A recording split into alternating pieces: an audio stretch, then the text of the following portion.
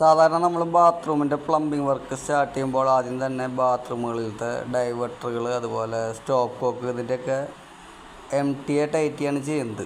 അതായത് മുക്കാൽക്കര brass thread കളാണ് നമുക്ക് ഡൈവേർട്ടറിന് വരുന്നത്. കൂടുതലായിട്ടും സ്റ്റോപ്പ് കോക്കിന് 3/4 ഇഞ്ച് ആണ് വരുന്നത്.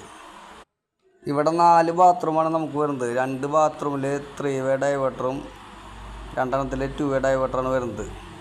സ്റ്റോപ്പ് കോക്ക് 4 ബാത്റൂമിൽ കൺസീൽഡ് ഫ്ലഷ് ടാങ്കിന് വരുന്നുണ്ട്.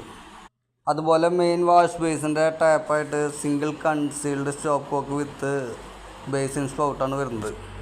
ഈ ഡൈവേർട്ടറുകളുടെയൊക്കെ ഫുൾ ഡീറ്റെയിൽ വീഡിയോ നമ്മുടെ ചാനലിൽ ഡൈവേർട്ടറുകളുടെ പ്ലംബിംഗ് വർക്ക് എന്ന് പറയുന്ന പ്ലേലിസ്റ്റിൽ ഇട്ടിട്ടുണ്ട്. ഡൈവേർട്ടറിൻ്റെ മുകളിൽ ടൈറ്റിങ് കഴിഞ്ഞാൽ അതിൻ്റെ മുകളിൽ വരുന്ന ഷെല്ലാക്ക് നമുക്ക് ഒരു തുണി ഉപയോഗിച്ച് ക്ലീൻ ചെയ്ത് കൊടുക്കുന്നത് നന്നായിരിക്കും. ഞങ്ങളിടുന്ന വീഡിയോസുകൾ നിങ്ങൾക്ക് ലഭിക്കുന്നതിന് വേണ്ടി മറക്കാതെ ഈ ചാനൽ സബ്സ്ക്രൈബ് ചെയ്യണേ.